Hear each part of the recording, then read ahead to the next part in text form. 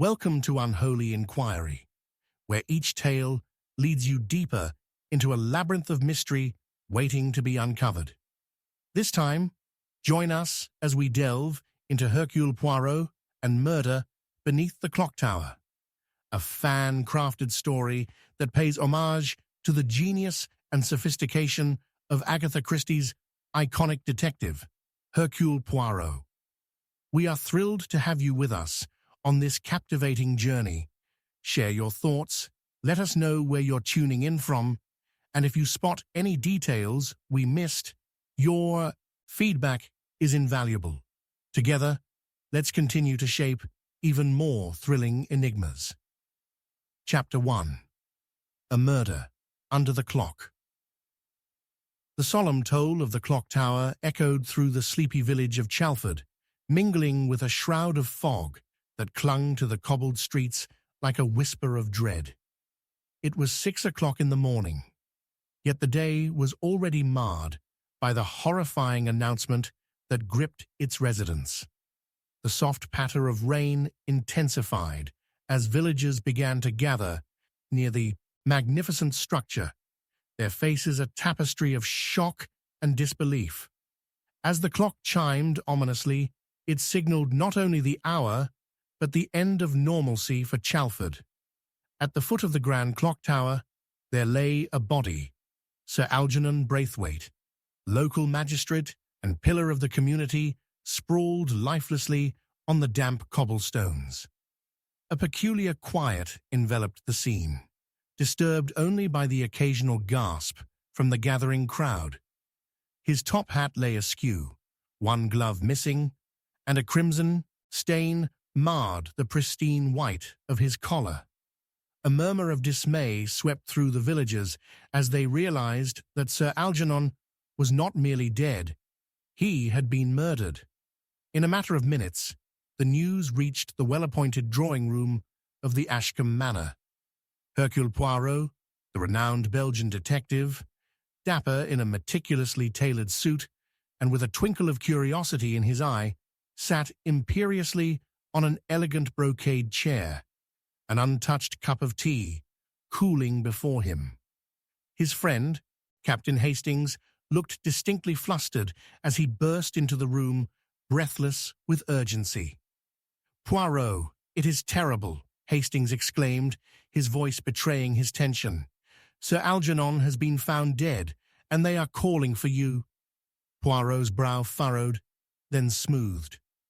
"Ah, Hastings, to be called to a village where the men have little to discuss but the weather.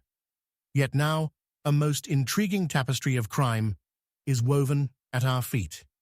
He stood, straightening his bow tie with precision. "We shall attend to this matter at once." The fog thickened as they made their way towards the clock tower, the drizzle soaking the earth and washing away the many secrets that lay buried beneath it. Poirot took mental note of every detail as they approached, his keen eyes scanning the scene like a hawk observing its domain. The swirling crowd was a mixture of grotesque curiosity and horrified fascination, whispering tales and speculating wildly. "Look, Hastings," Poirot pointed towards the clock face, its hour hand duly pointing to 6. "Did you see how still it stands, even now? A reminder of time, of the moments we lose, and sometimes how it is cut short." The constable, a lanky man with bespectacled eyes, stepped forward. "Poirot, thank goodness you're here. There are no signs of forced entry into the manor. We've gathered every villager's alibi, but they all claim to have been asleep." Poirot nodded, a thoughtful frown gracing his brow. "An alibi does not a murderer make, but certainly entangles the possibilities." As the rain drizzled mercilessly upon the figures huddled together, he began his examination of Sir Algernon's body. "Were there any witnesses?" Poirot inquired, kneeling to inspect the area around the bold magistrate. "A passer-by, perhaps, who saw the events unfold?" "Only old Mrs. Canfield, who lives across the street. She insists she heard nothing, the constable replied, glancing nervously around. But we cannot discount her completely. Poirot waved a hand dismissively. Nothing can be overlooked. The smallest detail may carry great weight. His gaze fell upon the missing glove. And what of this, Hastings? The glove. Why only one is present? It tells a story, does it not? Captain Hastings knelt beside Poirot, squinting. A struggle, possibly? Or perhaps it is something else. This is indeed not merely a crime of passion, but one with purpose, Poirot murmured, studying the surrounding pathways for any signs. He noticed a set of brown shoe prints leading away from the tower and onward into the foggy lanes. Follow these prints, Hastings. They may yield more than the simple knowledge of where a man has walked. As he turned back towards the crowd, Poirot spotted a familiar figure embarrassedly retreating from the throng. It was Agnes Underwood, the village seamstress, her modest frame shaking unnaturally. An astute observer, Poirot licked his lips as a sense of unraveling intrigue gripped him. Agnes was unusually close to the Braithwaite family. "Ah, Miss Underwood," he called gently, beckoning her to approach. He noted the telltale signs of distress on her face, the way her fingers twisted nervously in the fabric of her dress. "I require but a moment of your time." Hastings kept watch over the scene as Poirot engaged the seamstress. "What was your relationship with Sir Algernon?" He probed, each word dipped in the syrup of persuasion. He was a good man. We had a business relationship. I altered his suits," she stammered, her eyes darting elsewhere. "I cannot say I knew him beyond that." Poirot's eyes narrowed, adjusting his signature moustache. "But you speak of him with a certain tremor, non? Was there any ill will that you may have sensed? Any circumstance that could have led to his demise?" "No, of course not. It's just that he was a man of high standing and—" she faltered, biting her lip. "People envy such a position." "Indeed," Poirot said, his voice smooth as silk. "Jealousy. A potent motive, is it not?" The wind whispered secrets through the village as Poirot's gaze darted to the villagers gathering, their discomfort palpable. Just then, a crow ominously flapped its wings overhead, as if mocking their assembled ignorance. "Ah, but the pieces are beginning to fit, Hastings," Poirot mused, pressing a white handkerchief to his brow. "This village is rife with hidden motives and designs, pushing us towards a revelation far beyond mere circumstance." His thoughts were abruptly interrupted as a cheer of alarm erupted from the crowd. The constable rushed back to announce, "The prince. They lead into the manor." "Then we must follow," Poirot shouted, heart racing with exhilaration. "A secret awaits beneath the surface of this tragedy, igniting a path that shall lead us closer to the truth of Sir Algernon's foul demise."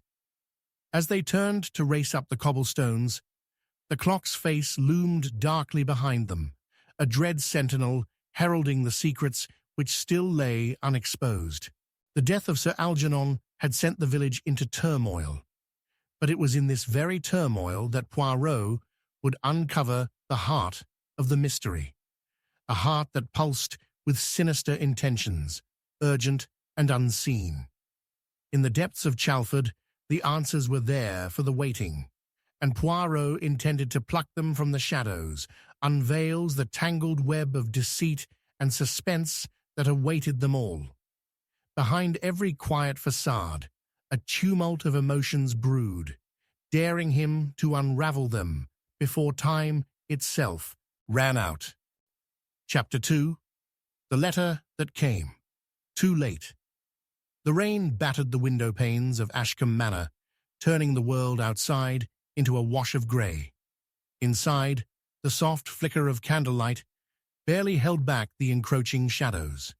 Hercule Poirot sat confidently in a high-backed armchair, his brow cinched in concentration as he considered the chaotic events that had played out only hours before. Captain Hastings paced nearby, his worry palpable, the soles of his shoes creaking on the polished wooden floor. Poirot, we have no leads. What if it is someone from the village, hiding in plain sight? Hastings asked, a note of desperation threading through his voice. Patience, mon ami, Poirot replied, raising a finger. In every detail, there lies a clue. The mind must sift through the rubble of confusion to uncover the treasure hidden within. As he spoke, a sharp rap on the door interrupted their exchange.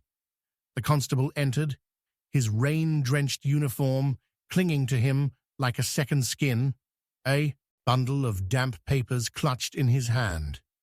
I thought you might want to see this, sir, he announced, extending the ominous envelope. Poirot took it, his fingers gliding over the paper. The heavy wax seal bore the distinct script of Sir Algernon.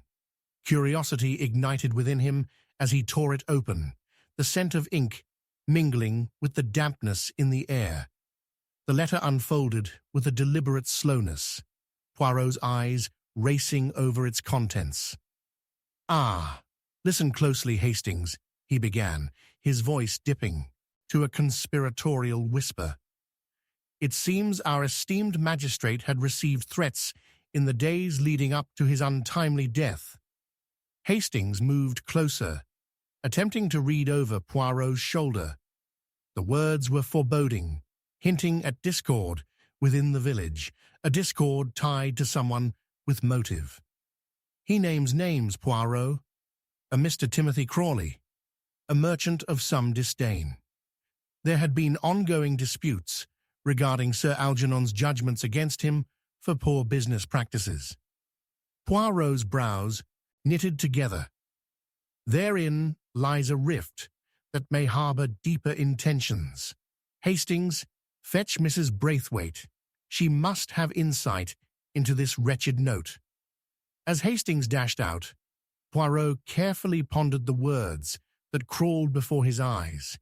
The information revealed could implicate the merchant, yet something deeper stirred within him, a gut feeling that the truth was far more sinister and wrapped in layers he had yet to peel back. When Mrs. Braithwaite arrived, her teary eyes reflected disbelief and sorrow.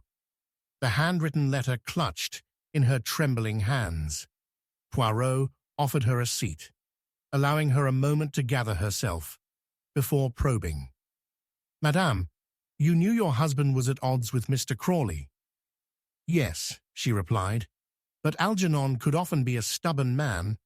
He thought that Mr. Crawley was, how do you say, unscrupulous. Their disagreements were known, but Algernon never spoke of fear. He was a fearless man. Her voice wavered, vulnerability now shining through her. Grief. A fearless man, Poirot echoed thoughtfully.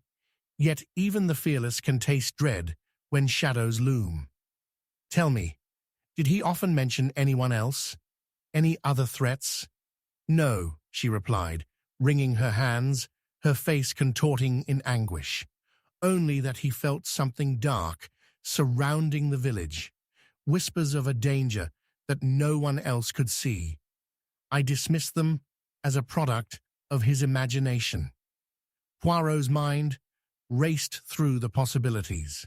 Whispers of danger, nightly shadows disguised as ordinary villagers. He glimpsed Mrs. Braithwaite's part in this tapestry of turmoil, a frightened woman shouldering the weight of her husband's burdens, unaware of their intricate entanglement in deadly affairs. Madame, when was this letter written? Poirot asked gently, attempting to uncover any lingering clues from her. Just a day before... She paused, tears spilling down her cheeks. I don't know, Monsieur Poirot. I wish I had paid more attention. Perhaps if I had... Algernon would still be here. Poirot remained still, contemplating her emotional upheaval. In her sorrow, he sensed urgency, but also, perhaps, a willingness to conceal the truth. There is more to this, n'est-ce pas? If your husband deemed Crawley a threat, there may be others who understood and reacted. From outside, the thunder rolled overhead as the rain intensified, adding to the tense atmosphere within the room. Hastings had returned, the damp air trailing him, clutching a small notebook. "Poirot, I have just spoken with Mrs. Canfield, the woman across the street. She described hearing an argument last night. A fight, she said, as Sir Algernon approached the clock tower." Hastings' face lit with growing excitement. She did not see anyone, but there was something peculiar about the exchanges. "Peculiar how?" Poirot inquired, his interest piqued. She mentioned a heated argument, but the names remained unclear. It was dark, and she could not discern the figures. But she noticed something else, a glimmer of gold, perhaps a ring, that caught her eye as it flashed under the lamplight. Poirot jotted down notes quickly, excitement stirring within him. A glimmer of gold, perhaps something that connected Sir Algernon's tangled web of relationships to the very heart of Chalford's secrets. "Mrs. Braithwaite, what of your husband's possessions? Does he own any items of gold?" Poirot asked, his tone urgent now. "No, no. He only wore the family ring during formal occasions, though he had mentioned it was now more a symbol of his duty than a treasure." Her voice hardened, and Poirot sensed the change in her demeanor. "Yet if it was mentioned, it must hold some importance," he pressed on, feeling the weight of curiosity coiling tight like a serpent around him. With heavy breaths, she looked through her tears, realization dawning. "The ring. Just yesterday, he said something strange. He wanted to keep it in the safe, lest it draw unwanted attention." "A safe?" Poirot's mind shifted, gears at lightning speed. "Let us inspect this safe." As they moved with haste to the study, Poirot's pulse quickened. With every revelation, the layers of Chalford's quaint surface deepened like the folds of a crumpled letter. They entered, and Poirot set about inspecting the area for any signs of disarray. It held the scent of familiarity, books stacked, papers strewn, but all seemingly undisturbed. Yet Poirot's instincts whispered of concealment. If Sir Algernon found it necessary to secure the ring, then there may be hidden dangers lurking. "Hastings, check the safe." Hastings hurried, fumbling through the papers until he found the metal box tucked behind a worn leather volume. When he finally opened it, Poirot leaned in closer, anticipation buzzing in the stillness. Inside lay the family ring, its brilliance dulled under layers of misplaced trust. Yet sticking to the lining, nearly disguised, was a scrap of paper, a note folded tightly, waiting to be read. Poirot's eyes lit with fervor as he extracted it, unfolding the corner, revealing elegant cursive that dripped with indignation. The words wove a narrative of betrayal, mentioning not just Mr. Crawley, but implicating the likes of Agnes Underwood, the seamstress. "There we have it, Hastings. The pieces of the puzzle are shedding light on deeper entanglements." He hurriedly turned towards Mrs. Braithwaite, whose startled eyes held a cocktail of emotions: fear, anger, suspicion. Why would Agnes be mentioned here? "What does it imply?" Poirot demanded, the urgency sharpening in his voice. But it was the soft creaking of the floorboards behind them that drew their attention, a shift in the shadows heralding something sinister. The door swung open, revealing a figure cloaked in the rain's despair. Agnes Underwood stood there, her expression a mix of defiance and terror, as if she had been caught in a snare, entangled by secrets she could not hope to hide. "Poirot," she called, her voice breaking the stillness. "You have to believe me. I am not what you think." In that moment, the storm outside roared, and within Ashcombe Manor, the air was thick with tension, foreboding, and dark truths that begged to be unraveled. The sting of betrayal and the promise of revelations loomed like the fragility of detangling a thread woven in darkness. "We are merely seeking the truth," Poirot replied, advancing with acuity. "But the truth, my dear Miss Underwood, is rarely gentle when revealed." Chapter 3. An Interrupted Confession. The rain drummed incessantly against the leaded windows of Ashcombe Manor, an unsettling symphony that underscored the anxious atmosphere within. Poirot perched himself on the edge of his seat, his mind a tempest of thoughts swirling around him like the dark clouds overhead. The soft flicker of candlelight cast trembling shadows on the walls, battling the encroaching gloom that threatened to envelop them. Just moments ago, Agnes Underwood had entered, a storm of emotions swirling in her gaze, a blend of fear, defiance, and desperation. "Miss Underwood," Poirot said, his voice steady yet probing, "you find yourself here at a most crucial juncture. You must understand, our inquiry requires complete candor. Secrets will not shield you from the truth." Agnes hovered near the door, her hands clasped tightly together as if they could contain the rush of dread coursing through her. I had no intention of eavesdropping. I wasn't part of the argument," she stammered, glancing toward Mrs. Braithwaite, who sat rigidly, her face a portrait of sorrow and suspicion. "What argument did you overhear?" Hastings interjected, stepping closer, his curiosity piqued. "Did you hear any names mentioned? Perhaps details concerning Sir Algernon?" Agnes pursed her lips, considering her words. "I was coming home from the bakery when I saw—" She hesitated, catching a glimpse of Poirot's unrelenting gaze. It was Timothy Crawley. They were shouting just beneath the clock tower. I could hear them clearly through the rain. I didn't catch everything, but there were threats. Crawley was furious about something.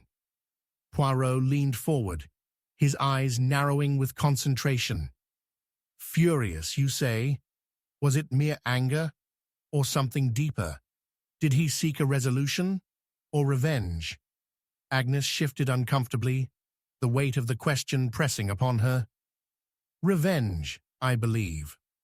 Something about the darkness that Algernon had revealed," she whispered hurriedly, her voice barely audible. The revelation sent a ripple of tension through the room. Mrs. Braithwaite's eyes widened with disbelief, yet Poirot sensed something else beneath the surface, a hidden motive perhaps. "Keep talking, Miss Underwood," he urged, his tone an intricate blend of encouragement and urgency.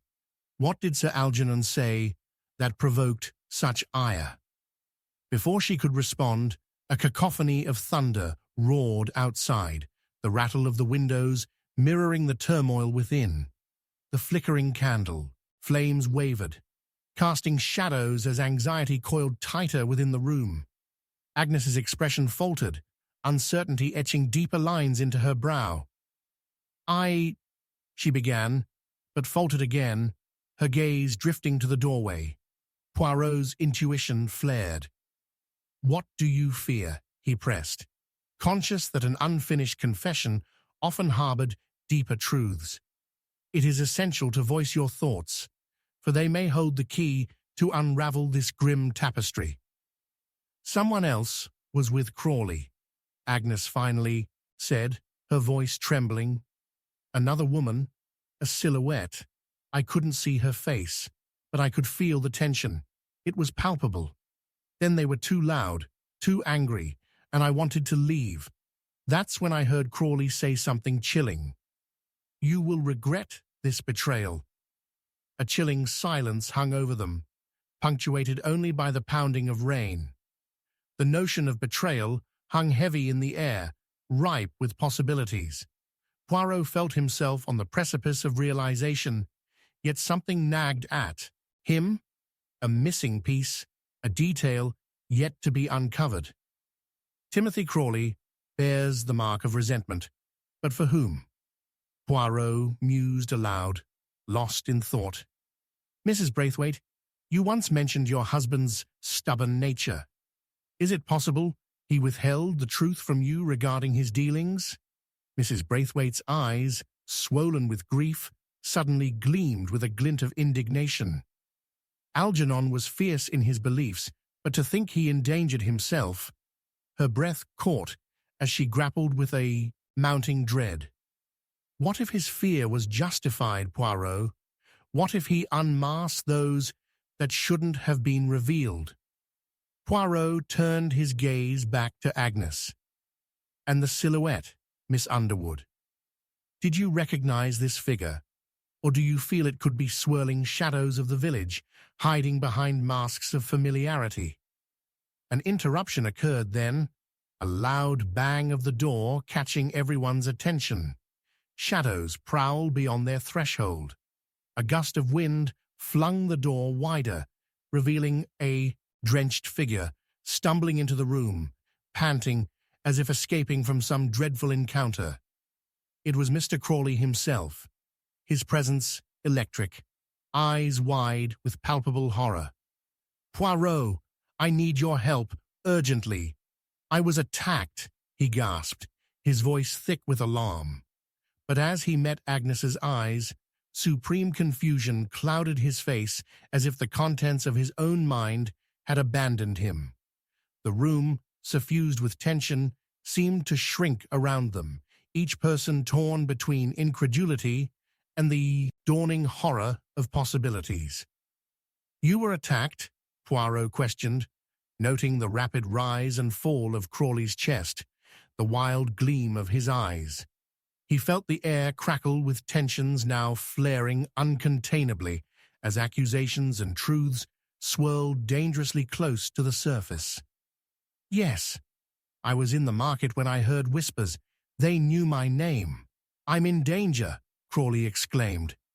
And Poirot deduced that the moment for finished confessions was slipping through their fingers like sand.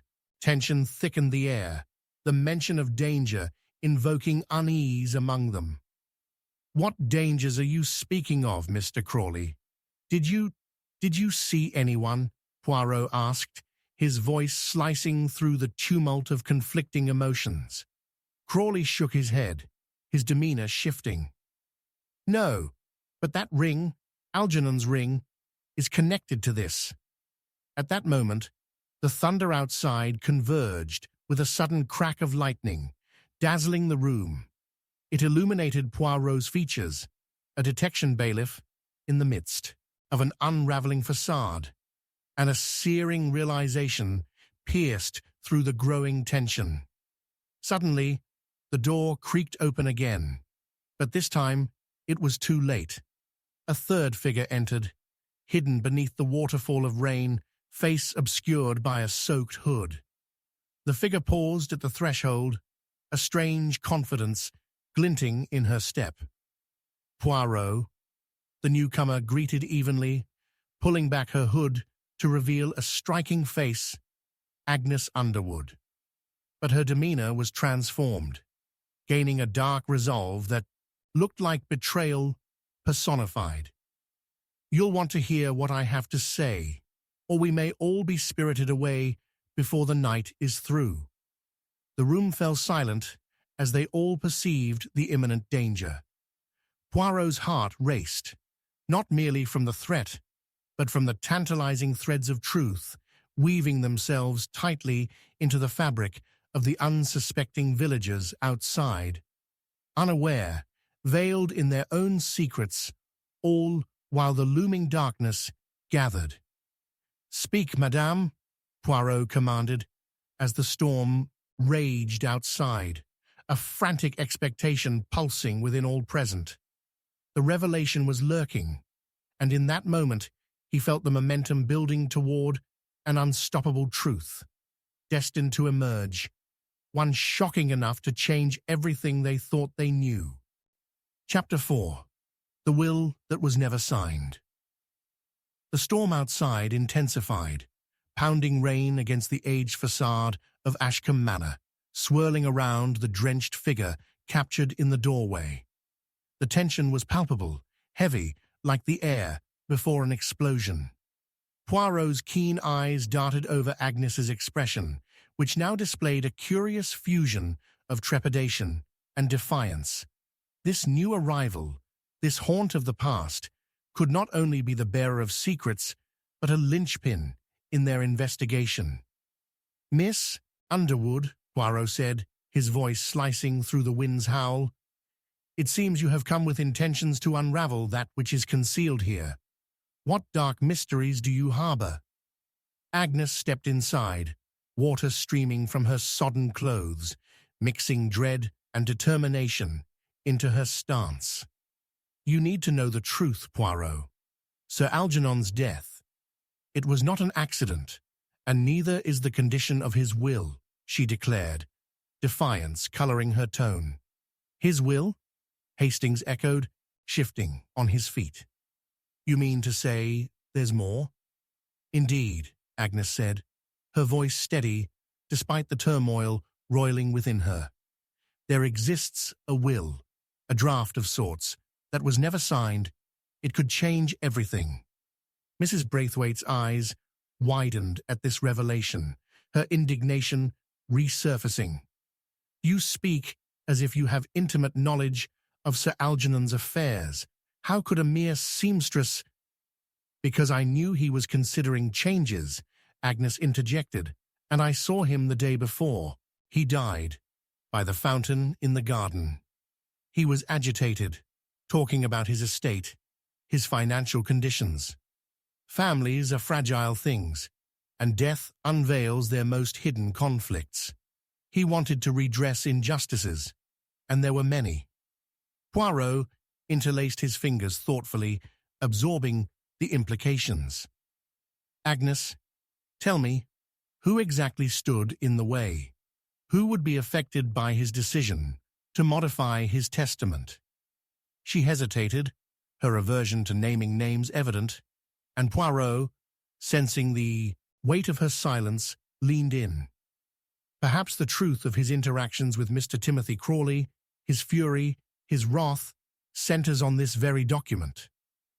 "Crawley wasn't the only one," Agnes murmured, fixing her eyes on Mrs. Braithwaite. "Algernon had conversations with others that raised more than eyebrows.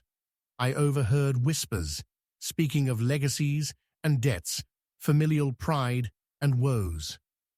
But the wreckage of what he has left is monumental," Hastings interjected, his brow furrowing. "Who stood to gain most?" "Therein lies the crux," Poirot said, his words cutting through the uncertainty like a knife. "If Algernon's intentions called into question the loyalty of those he called friends, it opens a stage of treachery. Whoever stands to gain most would possess the strongest motive," Mrs. Braithwaite added bitterly, her pulse quickening. "Though one must ask, was Algernon's changing heart directed toward any of them?" With a calculated calm, despite the clamor of storm outside, Poirot stepped toward the table littered with documents concerning the estate. "Then let us utilize the glimmer of familiarity, Hastings," he announced. "What lies within these pages? Perhaps hidden within the very language of his affairs, we uncover the tapestry of distrust." Hastings immediately picked up a bespectacled folder, flipping through its contents. "One can discern outlines of 2 wills here, Poirot. One is dated a fortnight before his death, the other just a day prior. It appears to be in fine condition, a rough note." Poirot cupped his chin. "Intriguing. The final will is evidently absent. Who knew of its design, yet withheld the signing. This could lead us directly to a motive worthy of murder. As the pages fluttered in Hastings's hesitant hands, Poirot focused on Agnes once more. "Miss Underwood, you were the last to see him. Did he greet you with any mention?" This could unravel the core of his misgivings. Agnes nodded, her fear morphing into an unsettling resolve. "He mentioned feeling trapped, haunted by those who would take rather than give dignities, but there was also a growing sense of distrust and a hint of horror in his final words." "What horror?" Poirot pressed gently, inclining closer. "I saw him pacing, as if he were being hunted. He mumbled about the hidden heir, a legacy he feared would lay claim to what was not theirs. That's when he mentioned not being able to finalize the document. Someone had tipped him off, someone from within the family." She leaned in closer, her voice dropping to a whisper. "Could it have been Timothy, Mrs. Braithwaite? Perhaps even you?" Suddenly, the air thickened with mistrust. A charged silence wrapped around them like a shroud, and Poirot relished its weight, knowing the dagger of uncertainty can prove sharper than any weapon. "These motives echo like thunder, my dear friends," he said, invoking the storm's angry lament. "Murder can arise not merely from greed, but from a heart wounded by betrayal. Each revelation unravels other paths we may not have perceived." Mrs. Braithwaite stood, her hands pressed against the table for support. "You would lay blame upon me for the actions of another? How could you presume to know our enemies?" Her back was straight, but her voice trembled. "The truth lies within your pulse. The rhythm of your anger tells me much," Poirot replied coolly. "And so, with the unfurling seam of this estate, solutions beckon us like an enigma, begging for an answer." As if on cue, there was a loud crash outside, sending rainwater spraying against the glass. Hastings frowned, straining to see through the storm. What was that? "It matters not, I assure you. What does matter is that we return to a series of vital questions regarding this unsigned will," Poirot continued calmly, as an electric charge filled the room.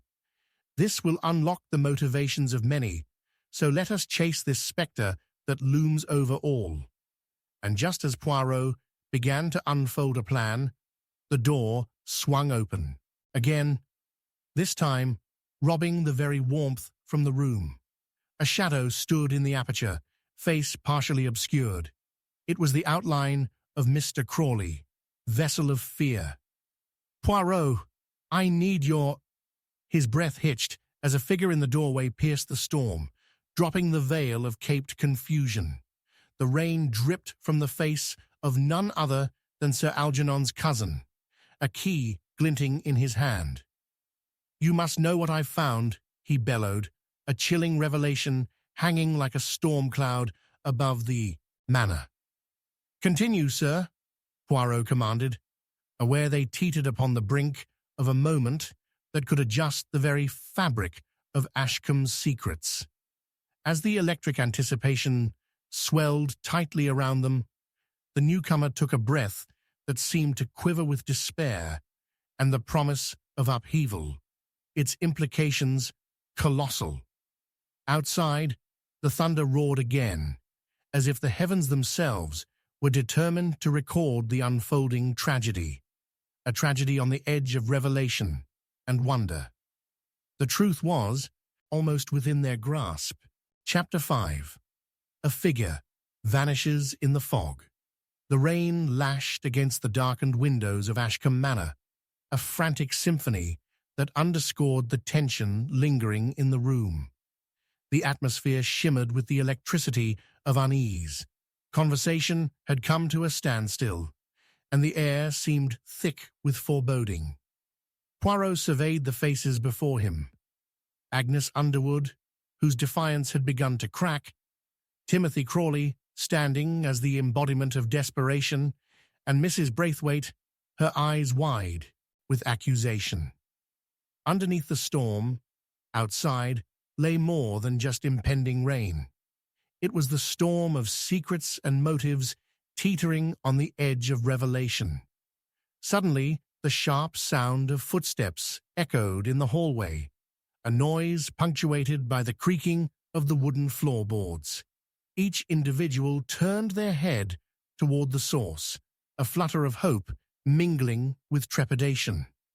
Poirot held his breath, knowing all too well that hope was fleeting in such circumstances. The door swung open to reveal another figure shrouded in darkness.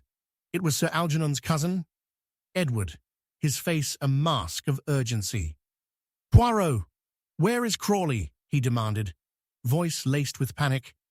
"Mr. Crawley is—" Poirot started, but his words were interrupted when they all realized Crawley was, indeed, no longer in the room.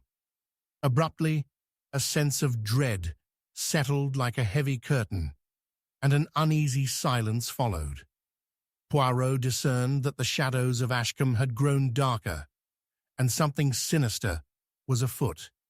"He was here, moments ago," Hastings murmured, eyes darting anxiously to the door through which Crawley had escaped. "What have you done, Edward?" Poirot spoke softly, his tone glacial, realizing the anxious cousin stood before him, with a key clutched tightly in his fist, glistening in the flickering light. "What have you discovered?" "I found this in Algernon's study, hidden among the papers," Edward declared, his breath quickening. "If it is what I think it is, we must act swiftly. He, the one who is behind this, may already be aware." Upon hearing the urgency in Edward's voice, Poirot stepped closer, fixating on the key. "The study, you say?" he asked with a hint of incredulity. "What does it unlock? Surely you do not mean the locked drawer, the very one where Algernon kept the draft of his unsigned will?" "Precisely. Its absence is what has driven me to this conclusion. I believe there is a connection between the will and those who surround us." Edward's voice reverberated with urgency, cutting through the storm's clamor. Poirot's mind whirred to life with rapid clarity, piecing the jigsaw together. "Indeed, the will may be a map of loyalty and betrayal, revealing who among you possess something to gain or lose." He paused. "And yet one mystery now remains. Where is Mr. Crawley? He would surely have sought refuge within these walls, unless—" Extending his arm, Poirot gestured to Edward, and a subtle flicker of urgency passed between them. "Madame Underwood, Mr. Hastings, allow me to posit a troubling thought. In this very room, we hosted our suspicions, and at the very heart of these lies, the question of identity, the nature of brotherhood, friendship, and what it means to stand in someone's shadow.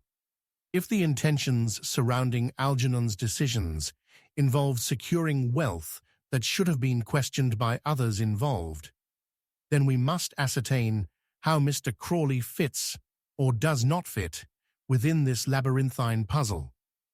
Before anyone could respond, a deafening boom of thunder resonated with alarming intensity, shaking the manor as if it were under siege. A gust of wind burst through the doorway that had been left ajar, sending papers swirling about the room. Poirot turned his attention to the door, narrowing his gaze towards the swirling mist that enveloped the moors beyond. Within its depths, a sliver of movement caught his eye. Was it merely the fog playing tricks, or was it the silhouette of a figure? "Stay close," Poirot commanded, turning to his companions with fierce determination. "We cannot afford to lose anyone else. Hastings, take Agnes and secure the main halls. Edward and I shall further investigate the grounds." As they moved, Poirot felt a cold knot tighten in his stomach. The unmistakable essence of danger lingered like the scent of the approaching fog. Outside, the night had coiled into an unsettling stillness, broken only by the rhythmic patter of rain, ghostly silhouettes forming where shadows had once lived. Edward followed, closely behind Poirot, glancing nervously at their surroundings. "You must tell me what you meant with your accusations about brotherhood. I haven't harmed Crawley, I swear." His voice trembled, the facade giving way to vulnerability. "Ah, my dear cousin," Poirot said, stopping mid-stride to face Edward. "With the storm bleating outside, it is our very ties, our bloodlines, that shape our motivations. Is it not true? For beside the source of our inherited wealth lies envy, jealousy, and unspoken grievances. Your reluctance to denounce your family ties hints at a struggle within. Ah, fascinating."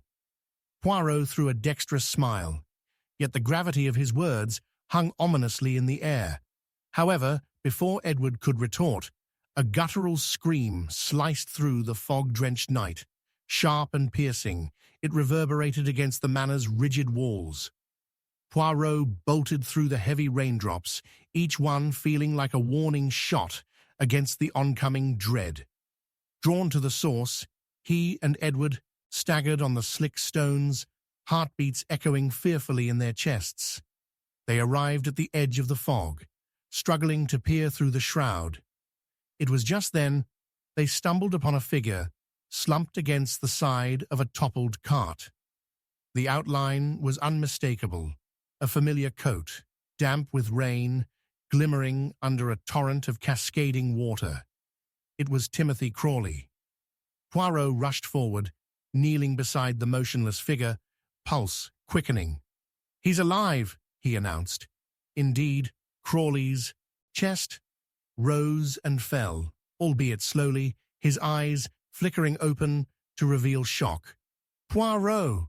he gasped, his voice barely a whisper, before he turned toward Edward.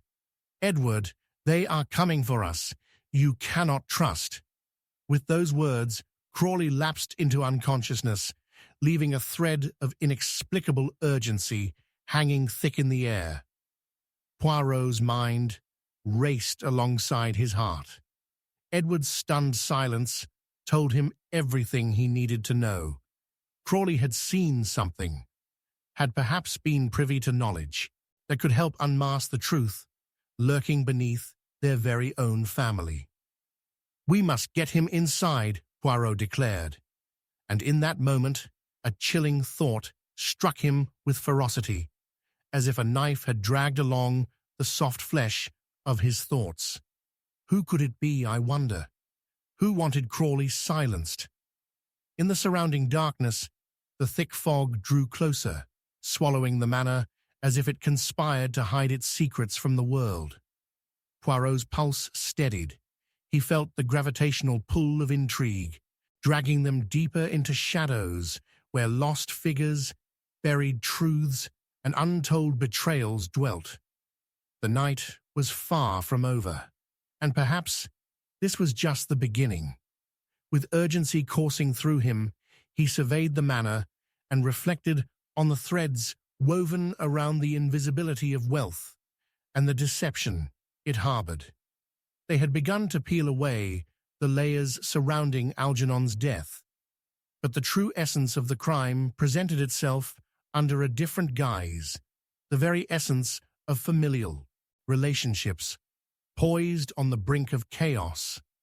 Outside, the winds howled, and the fog thickened around Ashcombe Manor, just as the truth began to twist and twine ever so closer. Where shadows danced, Poirot knew a minuet of danger awaited, and before the night was through, the final pieces of the puzzle may well be ushered forth.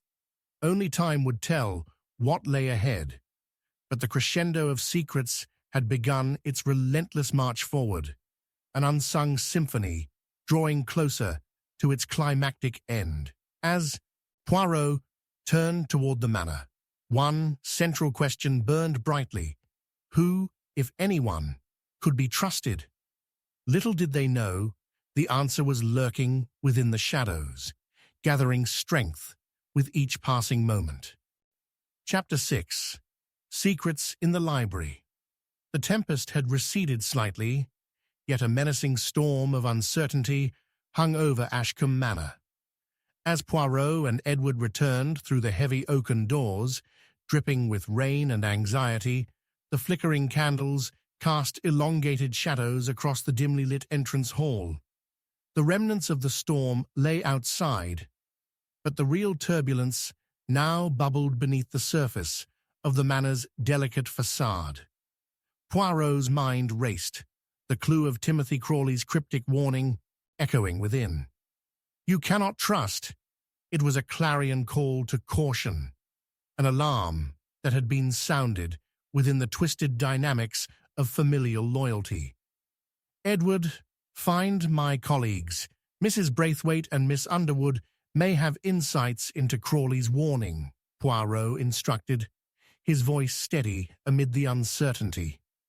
Edward nodded, his earlier bravado diminished, and skittered down the corridor, leaving Poirot alone with his thoughts as he navigated the labyrinthine halls. With an intuitive nudge, Poirot found himself drawn to the library, his instincts honed towards the whispers of the past that often lingered among dusty tomes. The grand room loomed ahead, its mahogany shelves brimming with secrets, each book a guardian of the thoughts and truths long forgotten. Stepping into the library was like entering a shrine, the air imbued with the scent of leather and old paper mingled with the detritus of suspicion. His gaze fell upon the table, strewn with volumes laid open, as if their pages had been in the throes of a heated discussion. Poirot's sharp eyes scanned the titles, but one particular volume drew him like a moth to flame. A weather-beaten journal, its spine cracked and pages frayed, lay slightly ajar as though beseeching him for a curious glance. With gentle care, he picked it up and opened it to find a meticulous script, adorned with uneven ink stains. The first few entries brimmed with mundane reflections about daily life at Ashcombe Manor, but as Poirot turned the pages, he sensed the shift in tone, the veils of hospitality unraveling into darker musings. "I have seen the darker paths my family treads. Algernon speaks softly, but I know the weight of his words. Secrets swirl like the fog, binding us all tighter together, yet tearing the bonds of trust apart," read one entry, the ink slightly smudged, as though the author had written in haste, perhaps driven by trepidation. Poirot's brow furrowed as he noted the date. These reflections predated the present chaos by several months. The kernel of betrayal nestled within the familial core began to germinate in his mind. Algernon's once-cherished legacy now appeared to be ensnared in treachery and rivalry, its essence muddied by the very shadows that inhabitants of the manor sought to escape. The tension thickened, like the mists outside, as he turned the page, revealing sketches, quick, dashed illustrations of figures standing close together, yet apart, tensions in their postures evident even on paper. One figure was notably more prominent than the rest, stylized with flourishes, as if arrogance and authority dripped from every stroke. Poirot's heart quickened. "Algernon!" Just then, the door creaked open, a motion that sent a shiver through the stillness of the room. Edward re-entered, and with him, Mrs. Braithwaite and Agnes Underwood, their expressions strained, wearied by the night's revelations. "Did you find him?" Edward's voice held an edge of desperation as he stepped closer. "Crawley is alive." Yet, his words carried a tempest of warning, Poirot replied, his gestures animated as he thumbed through the journal. "This book, it appears to be more than mere reflections. It speaks of betrayal, envy, and a deep-desired fortune that entangles your family." He held up the journal for all to see, the coarse parchment illuminated by a solitary candle. Algernon's legacy lies intertwined with darker ambitions. Agnes stepped forward, her brows knit tightly together with concern. "What do you suggest, Poirot? Our family is rife with suspicion now, artfully hidden under layers of civility." Her bravado had all but succumbed to the weight of the evening. "We cannot ignore Crawley's warning. I wish to travel further into the intricacies of this revelation," Poirot mused, running his fingers across the pages of the journal, key phrases flashing through his mind like lightning before the storm. His attention fell upon a series of entries, elaborating on specific family gatherings, festivities shadowed by possible grievances, the hand of fate aligning dangerously close with resentment. "Listen," Poirot continued as he waved the journal to catch the flickering candlelight. "These gatherings were not merely to honor Algernon. They were veiled attempts to mask deeper motivations. It is evident that some sought to cultivate connections not rooted in affection, but greed. A will sits unsigned, the absence of which, as I contemplate, might be what gnawed at Crawley. His warnings speak of threats." A murmur rippled through the small gathering, yet Poirot pressed further, delving into the depths of his observations. "Perhaps, Edward, your earlier trepidation proved prophetic. The shadows that dance within our own families harbor the potential for betrayal. Trust becomes a currency that runs thin, worth less than a grain of sand in these hallowed halls of grieved affections. Are you suggesting that one among us, perhaps even within this room, might harbor intentions of ill against Crawley?" Edward's voice sliced through the air, thick with uncertainty, defensive yet contemplative. "It is merely a hypothesis, my dear cousin, punctuated by the dark ink of human desire," Poirot declared with finality. He gestured to the journal. "What remains for us to ascertain, without the haze of emotion, is who has indeed played the role of architect within this storm of betrayal." As tension coiled tighter in the room, a loud crash echoed from the library's darkened recesses, a shelf giving way under the weight of deceit fallen into disarray. Poirot, feeling the adrenaline surge, dashed toward the noise. The sight that greeted him was astonishing. A stack of books, strewn upon the floor, lay beside a newly overturned lantern. But beneath the chaos lay an envelope, gold thread binding it shut, unmistakably marked with the initials of Sir Algernon Waverley. Poirot held the envelope in his hand, heart racing as he realized this was the key to unveil deeper secrecy ensnared within Ashcombe Manor's walls. "We are on the very precipice of unraveling the tapestry of intrigue that has taken root here," he declared, glancing back at his companions. "And I fear we are not alone in this achievement." The revelation, pulsing within his grasp, hinted at an uncovering that lay in wait just beneath the surface, ready to leap forth like a viper once they pierced through the veil of pretense that cloaked truth itself. And as Poirot unfolded the flap, the night became charged with impending revelations, an echo of Crawley's earlier warning reverberating through the fog and looming shadows. "Crawley's words," he whispered, more to himself than the others, searching for clarity amidst the unraveling plot. "What if those who gather here are themselves the architects of turmoil? But now is not the time to speculate." Poirot's voice grew firmer, streaked with assurance. "Let us venture forth into the depths of these secrets, for what is hidden will be exposed." Outside, the tempest roared on, mirroring the brewing tempest of human greed and betrayal surging within the walls of Ashcombe Manor.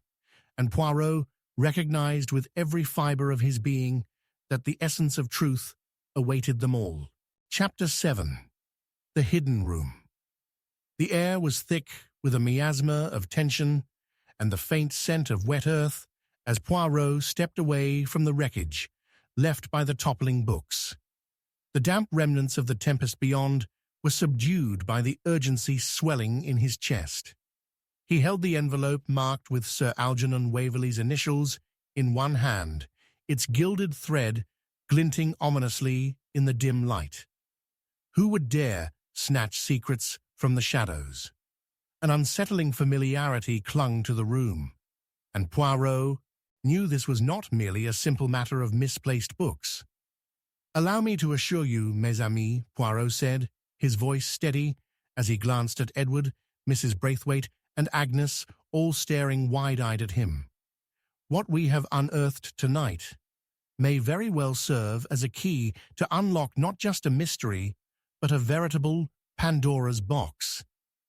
"Do you think there are more secrets hidden in this manor?" Agnes asked, her voice tinged with a mix of fear and curiosity. The flickering candlelight cast wavering, shadows dancing like the ghosts of their forebears, murmuring their long-buried grievances. "There are always secrets," Poirot replied, looking at the envelope in his hand, "and we must now discover what lies behind every locked door." His attention intensified as he recalled a remark made by Crawley. "There is a locked room within these walls. Was it not mentioned earlier? Perhaps it is time to seek its hidden depths." The storm still raged outside, but the darkness of Ashcombe Manor felt far more insidious, wrapping around them like a wet cloak. Poirot's keen mind began accumulating threads of knowledge, weaving an intricate web of possibilities. With a decisive gesture, he folded the envelope and tucked it into his breast pocket, as if hoping the weight of its significance might lead him toward the truth. "Follow me," he instructed, striding purposefully down the corridor where the walls appeared to close in, weighed down by years of discretion and secrecy. Edward trailed behind, a hesitant shadow, while Mrs. Braithwaite and Agnes exchanged anxious glances as they clung close. As they navigated the labyrinthine paths, Poirot's thoughts raced ahead to that locked room mentioned in passing, a chamber from which whispers of discontent seemed to echo. "Forget not," he mused, "the relationships intertwined here, every thread that binds them. For in these ties could lie the genesis of betrayal." Reaching the common area near the sweeping staircase, Poirot found the door to the hidden room. A dust drape lay over it, testament to years of neglect, and he noticed a keyhole that appeared to gleam with promise. Hand on the cold, iron handle, Poirot halted, a single thought slicing through the atmosphere like a blade. The key to trust has long been lost. Would it be wise to venture behind this threshold? Who among us carries the weight of this familial legacy, and how might they wish to guard it? "Perhaps it's unwise to continue," Edward suggested, a note of worry hitching his breath.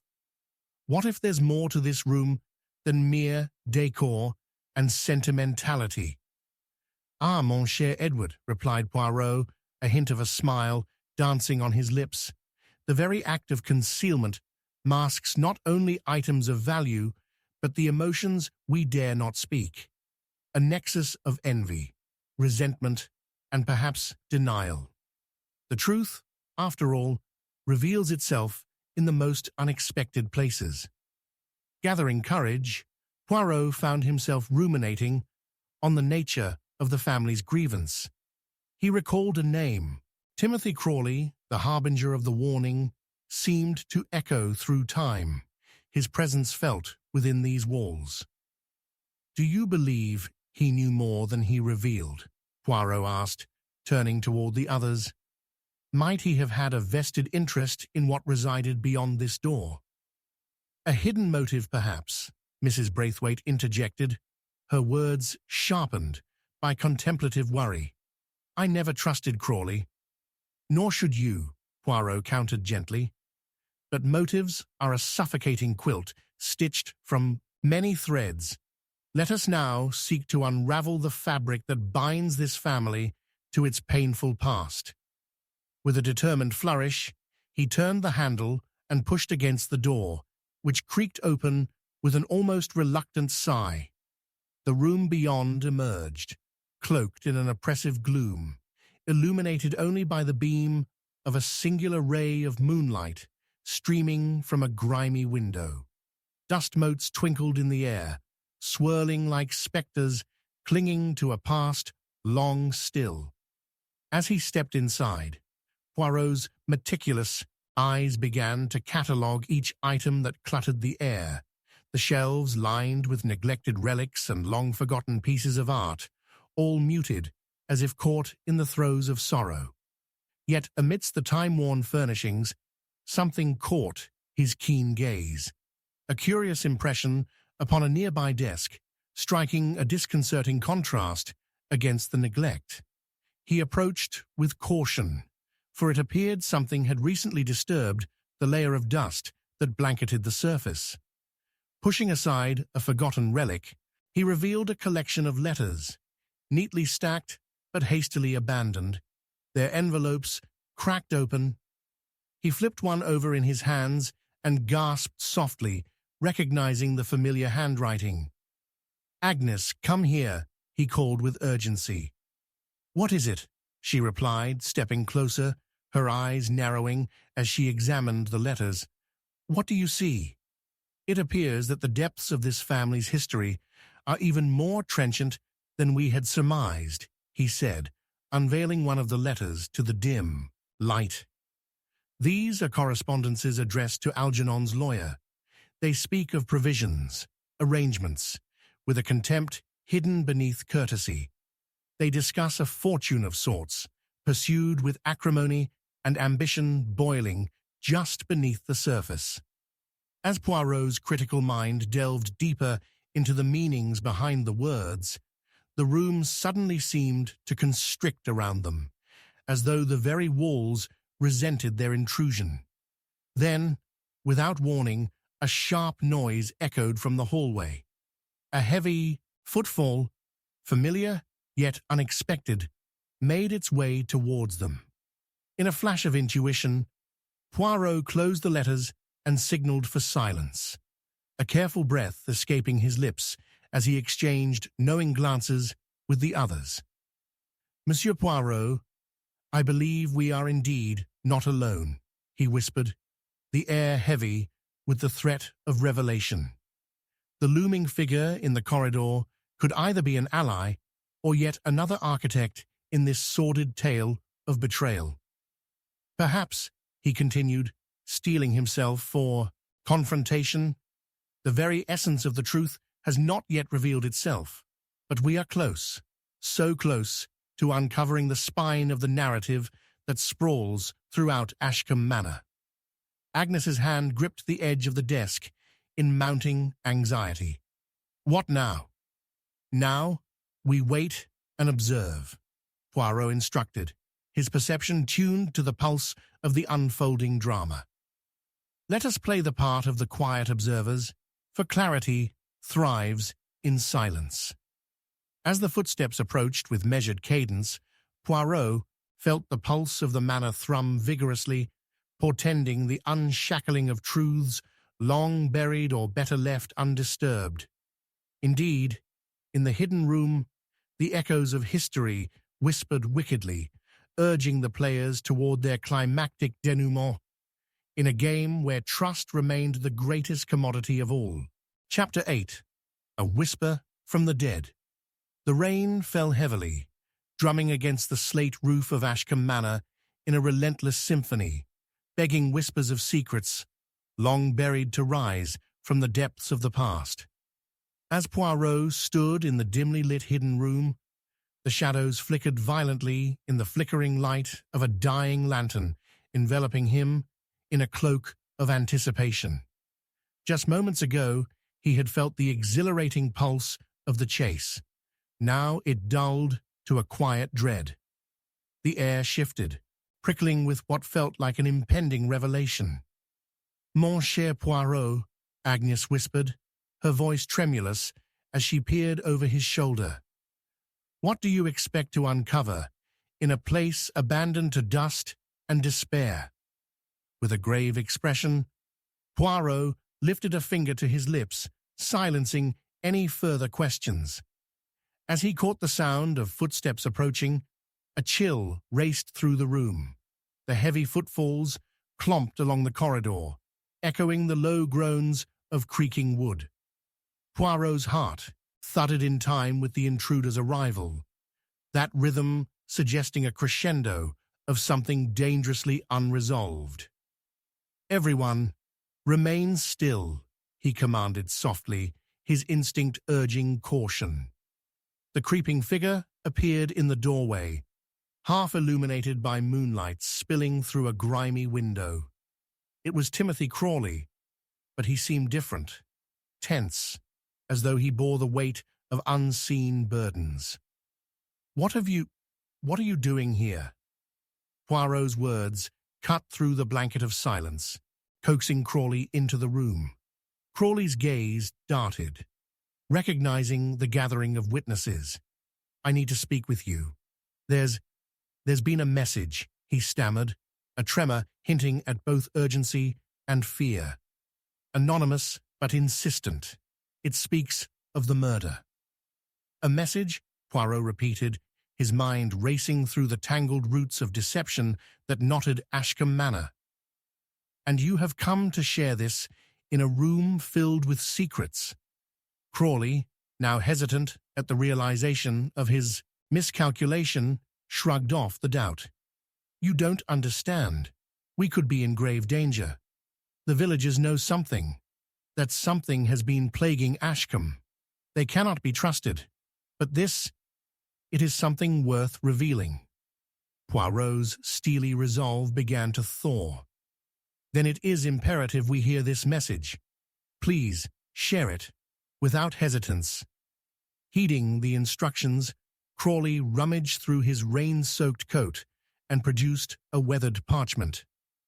"It arrived this morning at the post office, hand-delivered by someone masked, a spectre in itself. This is what it reads. Betrayal is a legacy. The dead whisper from beyond. Find the sealed letter and uncover the truth. He who bears the mark knows the end." As Poirot deciphered the words, an icy grip seized his heart. The sealed letter. It must refer to Sir Algernon's correspondence. This suggests a connection to the motives that twine around his demise. Agnes leaned closer, eyes wide with intrigue and fear. "But what does it mean to bear the mark? Who among us carries such a burden?" "Every villain leaves a trace," Poirot murmured, his mind racing. "This message reveals both purpose and complexity, a web spun tight with ties to the villagers. It warrants our investigation." The storm faded only slightly outside. Shadows deepened on the manor's walls, and Poirot could feel their history growing heavier with every word. He turned to Crawley, probing deeper. "Why come to me with this information? What is your stake in the matter?" I have lost my father to this feud. I was warned to stay away from the spectres of the past. But now I realize how foolish it was to flee," Crawley confessed, his features tightening into a mask of remorse. "I could hear them talk in whispers, my mother. She always warned me about the dangers the Waverley family brought. Yet I believed I could ignore it. Perhaps escape." Realization tightened Poirot's chest. "Your motivations are born of loss and vengeance. You understand all too well the jealousy that has thrived in this manor, and perhaps you wish to silence its remnants." Crawley's breath caught in his throat. I want the truth, whatever the cost. For my father," Poirot tapped his fingers together, the gears of his mind turning. Every family has its ghosts, haunting motifs of reproach and longing. We must confront the villagers, but we must do so cautiously. They may hold weighty truths and bitter grudges against the Waverleys. As he glanced toward the door, he noted Agnes's pensive expression. "What troubles you, mademoiselle?" he inquired gently. "It's just, with this revelation, could it be possible that they seek revenge, that even the dead speak against the living?" Her brow furrowed deeply, tracing the contours of anxiety. The urgency in Poirot's voice deepened. In matters of betrayal, the living often become the instruments of their own making. The villagers may not bear witness to the truth. Instead, they might seek to dislodge the roots of their past. With a final determination, Poirot stepped toward the exit, glancing back at them, his eyes flickering with resolve. "We must discover who among these villagers has the answers we seek. They may have seen what their eyes do not willingly acknowledge." As they prepared to face this challenge, a sudden, insistent knock sounded at the door they had just exited. The sound stabbed through the night's heavy atmosphere as if the very spirits of the house had gathered to invite revelation. Poirot looked back at Crawley and Agnes. "Perhaps this could be the turning point," he whispered, sliding the door ajar to reveal a gathering of hooded figures, an assemblage of villagers, their faces obscured by shadow lined with unspoken accusations. The air thickened, and amidst the gathering storm, both outside and within, Poirot felt the weight of impending truths pressing ever harder against the threshold of revelation. The next chapter of this elaborate dance was poised to unfold with inexorable tension. Chapter 9. The Final Trap. The storm had not abated. Outside, the relentless downpour tapped against the ancient stone of Ashcombe Manor like the frantic fingers of a restless ghost, whispering the secrets of the past. Inside, the atmosphere buzzed with tension, thick enough to cut with a knife. Poirot stood by the heavy oak table in the drawing room, resplendent, yet oppressive, the enclosure of candles flickering desperately against the encroaching shadows. He surveyed the room, composed of an eclectic gathering of suspects, each adorned with the sort of bravado that only comes from long-standing resentment, envy, or far darker motives.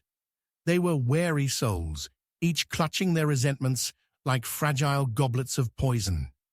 This evening, however, Poirot would unveil the tangled web of their relationships under the pretense of presenting new evidence. "Mesdames et messieurs," Poirot began, crossing his arms with an air of calm authority, "we stand at the precipice of revelation concerning the untimely demise of Sir Algernon Waverley. I have sought today to compile the key players in this tragic narrative. Trust, it seems, is as elusive as the truth itself." The hushed murmur of the assembled villagers mingled with the sound of rain, tension etched on their faces. Abruptly, the heavy door creaked open once more, and Crawley entered, damp from the storm and with a furrowed brow that spoke of urgency. Poirot gestured to him, inviting the young man's presence into the spotlight. "I have gathered you all here," Poirot said, his meticulous gaze sweeping over the crowd, "not merely for the sharing of falsehoods, but rather to connect the dots in this morbid puzzle that festers not only in this manor, but in the very hearts of this village." What unspooled next was an elaborate unveiling. Poirot meticulously recounted the circumstances of the crime, his voice steady, echoing off the worn walls. He paused, allowing the thoughts in his own mind to solidify into sections, alibis, motives, connections. He knew the darkness seeded in their hearts would begin to sprout the closer he drew them to the truth. Let us begin with you, Monsieur Timothy Crawley. You returned to your father's home after many years away. Your intentions were noble, yet complicated by the echoes of familial duty and debt. Crawley fidgeted, his fingers gripping the back of a chair. I came back to right wrongs, Poirot, to confront the past, not to be ensnared in it. Confronting the past, indeed, Poirot said. But is it not the case that you too bore witness to the animosities wrapped within the fabric of this family? A heart, burdened by loss, may seek revenge, even above the faintest wish for understanding. Crawley tensed, forcing down the rising tides of emotion. Sir Algernon. He was an impetuous man, but he was my father's brother. I did not wish for violence. Ah, but violence was there before you arrived, Poirot responded, pivoting his attention to the others. Mademoiselle Agnes Waverley, your love for the estate and its crumbling glory has been drowned in the weight of disillusionment. Your heart aches not merely for the past, but for recognition, perhaps from your brother, for the legacy that hangs in disrepair. Agnes's eyes flared with indignation, her voice sharp. Is this a trial, Poirot? You paint me as an ambitious fool. Not you, mademoiselle, but the facade you wear. There lies ambition churning beneath familial loyalty. Could it have clouded your judgment? The silence enveloped them as Poirot's eyes shifted toward Mrs. Thornfield, the longtime housekeeper. And you, madame, witnessed the tempest that loomed over Ashcombe long before the dark night of the murder. Surely the villagers have shared the whispers of ill-omened meetings. Mrs. Thornfield pounded a hand on the table. You twist the words, Poirot. Loyalty binds us, and what has been shared amongst us is not for your games. Ah, perhaps loyalty, but also fear. Fear of the revelations that could tear apart this family, this village, he countered, measuring each syllable. What of you, Monsieur Weathers, the butcher? Did you not overhear a heated discussion between Sir Algernon and a friend on the very eve of his demise? Weathers hardened. I'm no gossip, Poirot. I say only what needs to be said. The Waverleys' business concerns no one bar them. Poirot regarded each face, the emotions flaring, the anger, the fear, the bitter resentment, spreading like wildfire in the stormy night. And somewhere in that sea of turmoil, the truth floated just beneath the surface, waiting to be unearthed. Lies, Poirot said, taking a deep breath. Lies and neglect have suffocated the truth in these walls too long. As I sit amidst the very heart of betrayal, this barely touched abyss reveals itself more and more. At that moment, he pulled an envelope from his coat pocket, the very one Timothy had retrieved from the post office. Here lies a message, unexpected for its brevity, yet profound in meaning. He who bears the mark knows the end. This letter, addressed to Sir Algernon's lawyer, speaks not just of family, but of legacies that fester wounds even in the dead. The assembled villagers erupted once more in clamorous tension, voices raised in fervor, as if in protest against both the injustice of their surroundings and the unveiling of their darker secrets. Poirot waited for the uproar to settle before he turned to them sharply. Now that we stand at the precipice of the truth, I ask you, he said, his voice clear and cutting through the chaos. Which of you bears the mark? Who among you is aware that they have been wearing the skin of treachery, hidden behind the guise of a true heir? Just then, a figure at the edge of the room flinched, gasping audibly. Poirot's gaze sharpened, locking onto the shadow, now retreating toward the doorway, an unmistakable figure backlit by the relentless lightning outside. "Stop!" Poirot called, his voice threading through the rising storm. "You will not escape." As the thunder echoed like an exclamation point, the figure disappeared into the pouring rain outside. Poirot's heart raced, realization dawning upon him. The revelation they had sought was spiraling away, leaving him with a conundrum that threatened to unravel all he had uncovered. In that turbulent moment, Poirot's mind seized upon the enormity of the night. Someone held the answers, and the race to reclaim them had only just begun. The maelstrom of secrets, alibis, and betrayals promised a climax, a reckoning that loomed like the cloud-cloaked moon. How fitting that the unfolding chaos wove its way into Ashcombe's soul, inviting Poirot to dance with danger once more. The illusion of innocence. As the echoes of the previous revelations receded into the night, Poirot sensed the tempest brewing beyond the walls of Ashcombe Manor was but a mere reflection of the turmoil within. The rain lashed at the windows like a chorus of anguished spirits, each drop a reminder of the blood that had once stained the ground. He turned his attention back to the assembled villagers, their faces illuminated sporadically by flickers of candlelight, revealing eyes wide with fear and resentment. Each one held their breath, as if anticipating an imminent revelation that would upend the fragile peace of their posturing. "Mesdames et messieurs," Poirot began, a delicate yet commanding presence in the sombre drawing-room. "We are gathered not merely to unmask culpability, but to illuminate the questions that haunt Ashcombe's very foundation. Each accusation thrown tonight must be met with scrutiny. Innocence can be an elaborate cover for treachery."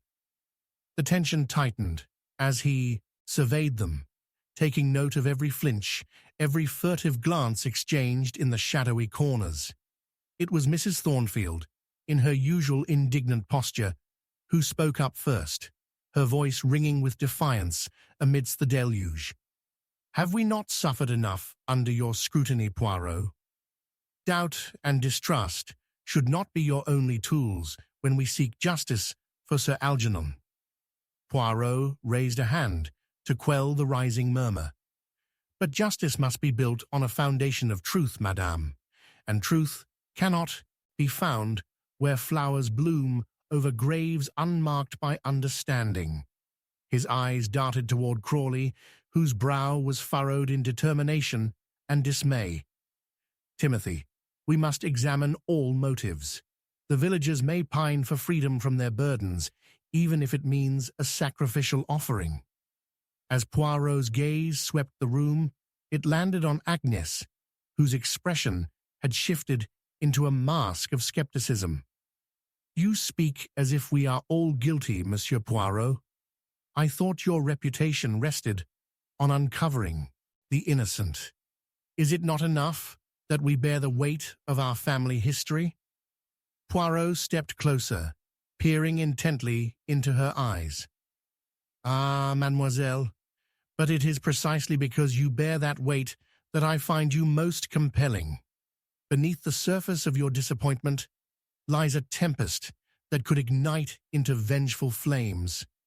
You grieve for a legacy crumbling, but tell me, could your desire to preserve that memory lead you to dark deeds?" Agnes recoiled slightly, her back pressing against the wall as if she could dissolve into its worn stone. "You presume too much, Poirot. I loved my brother. I would never wish him harm." "Love, however, can cloud judgment," Poirot countered, his voice unyielding yet contemplative. "It has been said that those closest to us possess the power to hurt the most. The question, Mademoiselle Waverley, may lie in what lengths you would go to protect this estate." In that moment, the tension exploded. Monsieur Weathers, the butcher, stirred restlessly, his challenge breaking the electric silence. "What of me, Poirot? You prattle on about love and motives, but you wield those words like blades. You share the impression that I am above suspicion, yet I overheard more than I should have. A fierce discussion between Sir Algernon and Crawley. It raged into the night. Poirot's attention flicked to Crawley, whose composure faltered for the briefest of moments. "And what, pray tell, did you hear, Monsieur Weathers?" Poirot pressed, his voice a silky drawl of intrigue. "Enough to know that Sir Algernon's desire for financial independence from the wider family stirred resentment deep within Crawley." Weathers spat, his words seething as if cursed flames aligned with his fury. A rift that could turn brother against brother. "Yet there is no blood between us, Monsieur Weathers," Crawley replied, an edge of desperation slicing through his tone. "I sought only reconciliation after years of being away, not confrontation." Poirot straightened, the atmosphere weaving tighter still. "Ah, but mayhem brews, gentlemen. Jealousy and entitlement can incite unexpected conflagrations. What worry lingers in your heart, Crawley? The weight of familial treachery may well pull you under." From the shadows, Mrs. Thornfield interjected, her voice shaking unnervingly. "This is madness. My loyalty has been to the Waverleys, and I shall not sit here as you spit venom at loyal hearts. You speak of ghosts, Poirot, yet we know of the ones who fill our days, the ones tasked to keep us bound in sadness." "The ghosts indeed, madame," Poirot murmured, the contemplative glint in his eye sharpening as another realization struck him. "Have you not acknowledged that the dead speak often through the living? Is it not rather curious that every party here has suffered to some degree because of their ties? The villagers wear their smiles like masks, an illusion, don't you see?" Agnes looked from Poirot to the others, confusion writ large upon her features. "What do you mean? Are we not all the same in our plight? Yet some rise from their ashes. Tell me, how many villagers here possess the means to take what your family claims but has seemingly forgotten?" Poirot pressed, watching as faces turned pale, eyes narrowing in suspicion. "What preposterous accusation!" cried Weathers, backing against the wooden table, the shadows playing tricks upon his panic. "Do you mean to suggest that I've asked for a share of Waverley's wealth? How dare you?" Poirot's eyes flicked sharply past Weathers. "Ah, but you cannot ignore the breeding ground of anger, monsieur. In fact, perhaps you are not so innocent. The butcher at the heart of this maelstrom. You socialize with nearly everyone. You hear livid words, and yet, with all your tales of confrontation, you arrive unscathed. You knew more than you let on."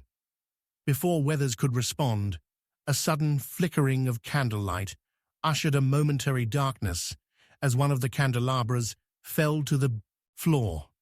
The room gasped collectively, the shadows elongating into menacing shapes. Poirot seized the moment of chaos, his voice rising above the clamor, even as he watched another retreat toward the door.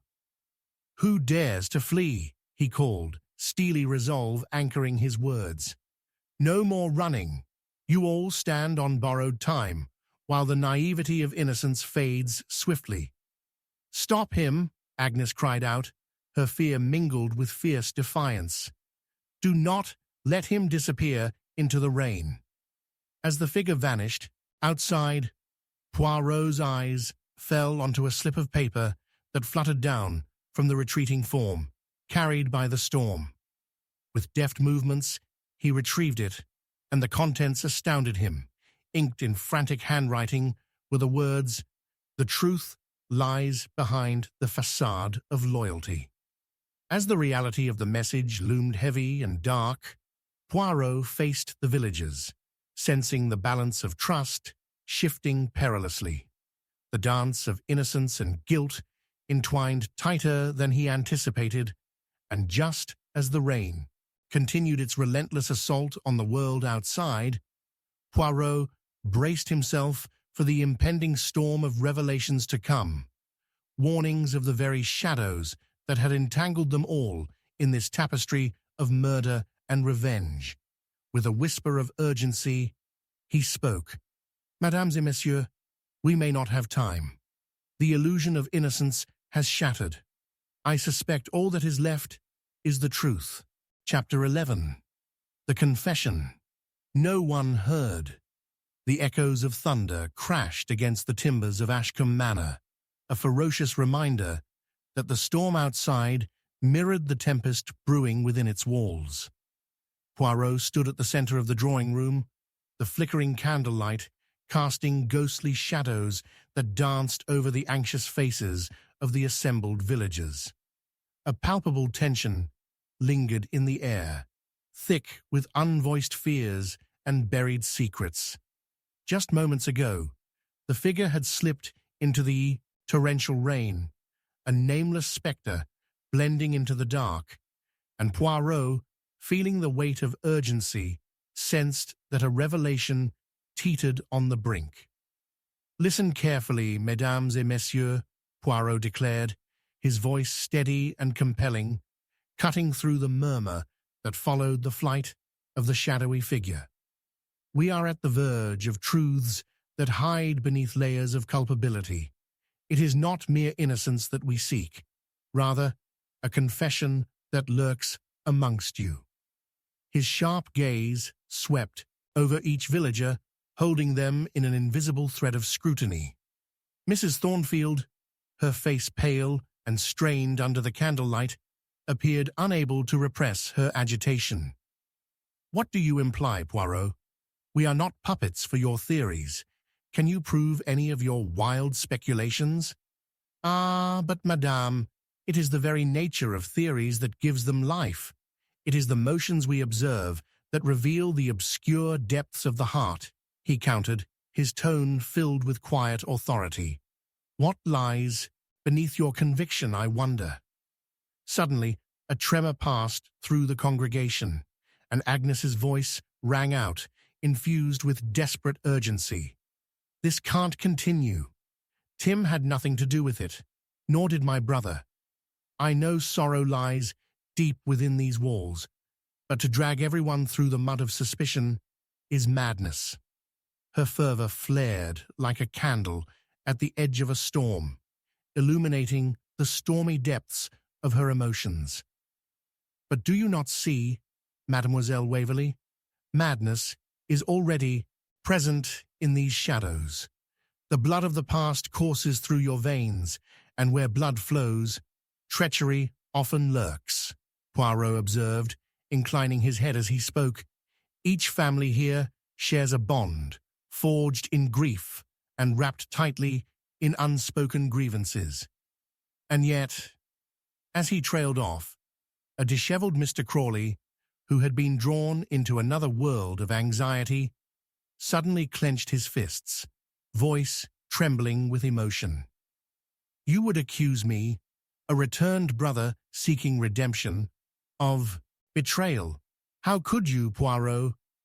"Let us not rush to accusations, mon ami," Poirot interjected calmly, his gaze sharp. "Yet know this, the bitterness runs deeper than mere familial ties. It has morphed into a festering wound that threatens to consume all." Then, as if summoned by the storm itself, a new unease washed over the assembly. It was Agnes who felt the shift first, her eyes darting to the parlor door where the fugitive had slipped away. "If someone among us knows the truth, they must speak. These shadows are suffocating." Just then, a soft cough emanated from the corner of the room, drawing everyone's eyes to young Thomas, the quiet assistant to Mr. Crawley. Until now, he had remained silent, seemingly lost in the background. With hesitance, he stepped forward, the tension palpable in the air as he cleared his throat.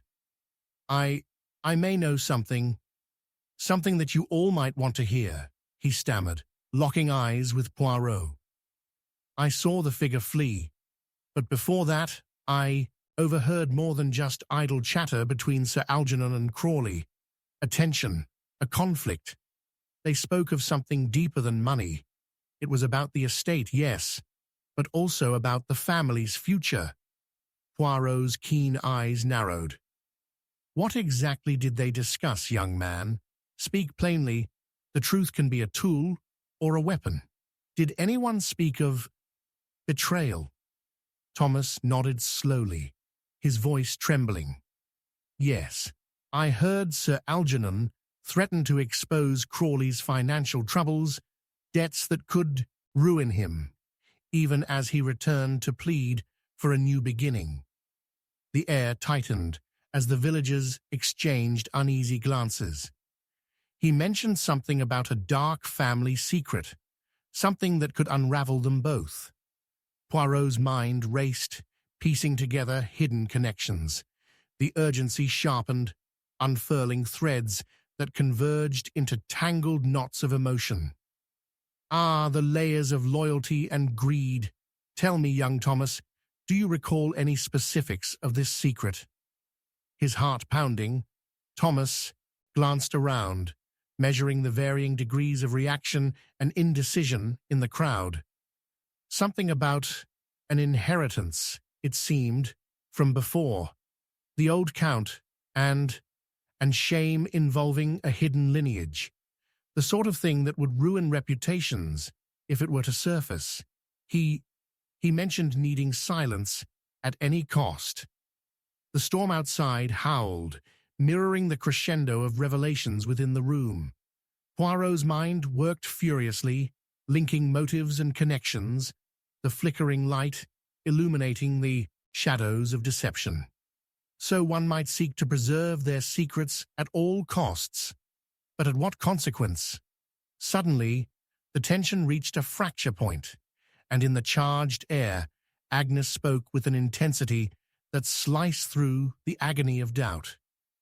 You imply that our family's sins are so grand that they would lead to murder. You do not realize how far some wounds cut. Whatever that secret is, it could destroy us all. Aha! But in a moment of desperation, one might grasp those sins tightly, like a talisman against the hollow of loss, Poirot replied, his tone weaving sharp precision. What if I were to posit that the one who bears the mark, who clings to the facade, is not who we think? It does not matter. You will not ruin our family further, Mrs. Thornfield interjected, pleading, yet defiant. Stop this. Some things are left sacred. Poirot drew a sharp breath, the pieces falling into place as another realization struck him. And yet, madame, it is the sacred that often hides the greatest treachery. Before anyone could respond, a thunderous crash echoed from the chamber outside, the glass doors bursting open, rain lashing into the room. The momentary chaos drew all eyes, and in that evanescent second, Poirot caught the subtle flick of an object, a letter, and its descent into a puddle at the foot of the entrance. Seconds later, he bent swiftly, retrieving it. The candlelight flickered ominously over its surface, revealing hurried handwriting. The truth lies not in blood, but in the bonds of loyalty. His heart raced, and as he turned to the assembly, he felt an unsettling weight in the air, a shift, a palpable dread creeping deeper. Note the fragility of loyalty, Poirot declared, his gaze sweeping the crowd one final time. Loose lips may betray the very foundation of trust upon which you stand. The truth, once revealed, will shake the remnants of your innocence to its core. The candle's flame fluttered dangerously, casting the shadows into deeper shades, as Poirot knew the truth was closer than ever, lurking just beneath the murky surface. The confession lay ahead, waiting to be unveiled, and the revelation promised to extinguish all remaining illusions. The storm raged outside, Yet within Ashcombe Manor, the true tempest lay at the edges of silence, poised to erupt. Chapter 12. Secrets Beneath the Clock Tower. As the relentless rain lashed against the windows of Ashcombe Manor, the soft, rhythmic ticking of the clock tower echoed ominously, intertwining with the spatial dread hanging in the drawing room. Poirot's gaze wandered toward the worn wooden clock, each tick a reminder of the urgency that thrummed in the air. The letter he had plucked from the puddle lay in his hands, its message vibrating with the weight of its implications. The truth lies not in blood, but in the bonds of loyalty. Ladies and gentlemen, Poirot began, his voice laced with both authority and empathy. The hour approaches when all shall be revealed. Secrets, buried deep within these hallowed walls, resurface like memories long suppressed, fought hard against the tides of time. He watched the villagers' eyes widen with a mix of fear and anticipation. Now it is not mere confusion that plagues us, but desperation, the sort that drives men and women to the most unspeakable lengths. Mrs. Thornfield shifted anxiously, her hands twisting in her lap. "What are you suggesting, Poirot? Family loyalty? It's a foundation we should cherish, not doubt." "Yes, madame," Poirot mused, his gaze piercing through layers of pretension. "Yet is it not the foundation that trembles when the structure built upon it is threatened? You must ask yourselves, what would you sacrifice to protect your own secrets? Loyalty, in its excessive clutches, can morph into something darker." Agnes stepped forward, a fierce spark igniting in her eyes. "We have endured slander long enough. What of Tim and my brother? They are innocent. You're lashing out from shadows, Poirot." "I assure you, Mademoiselle Waverley, my aim is precision, not chaos," Poirot responded, refusing to yield to the rising tension. "Listen to what your heart speaks, even as the clock chimes, the truths buried beneath betrayal. Consider the ones with the most to lose." Just then, a loud clap of thunder reverberated through the room, causing the candles to flicker violently. Poirot caught Thomas's anxious eye, the young man's face pale and drawn.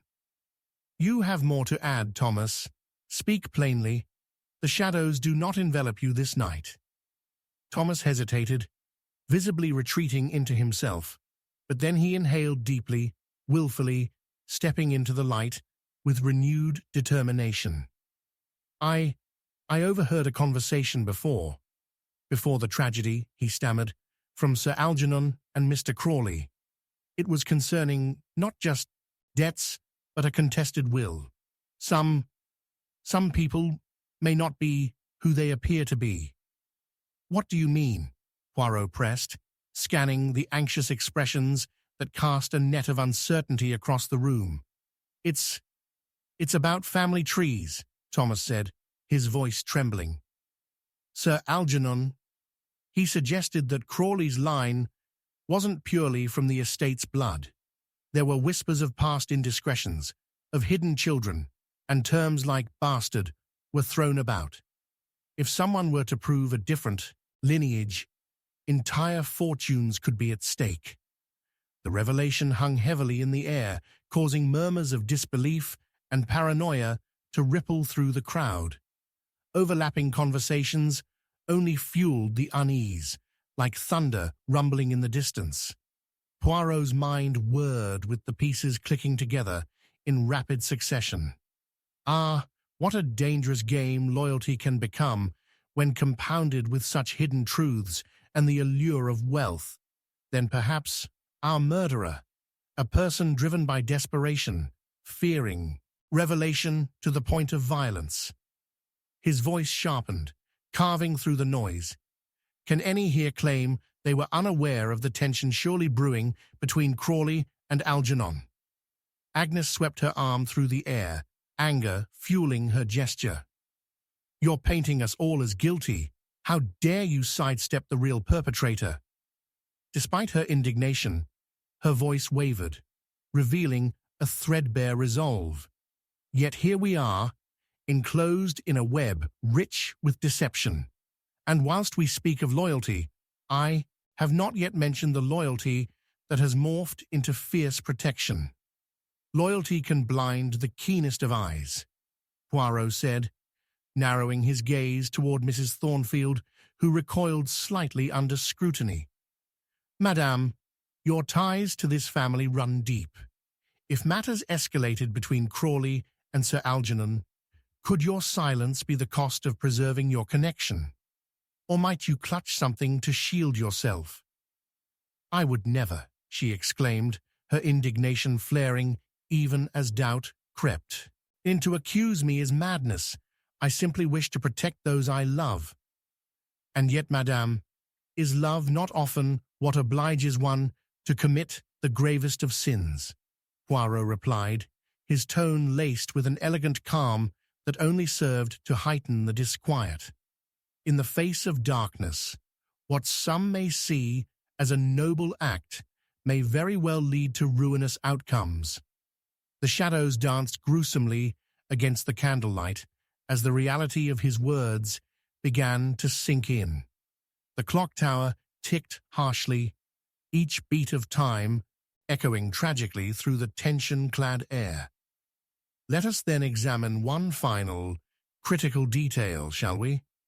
Poirot's gaze flicked back to the damp letter. Who among you would want to hide a lineage that would lead you to further shame? Perhaps this deed was not born of misplaced loyalty, but rather a desire to suppress a gnawing sense of betrayal, be it blood or fortune.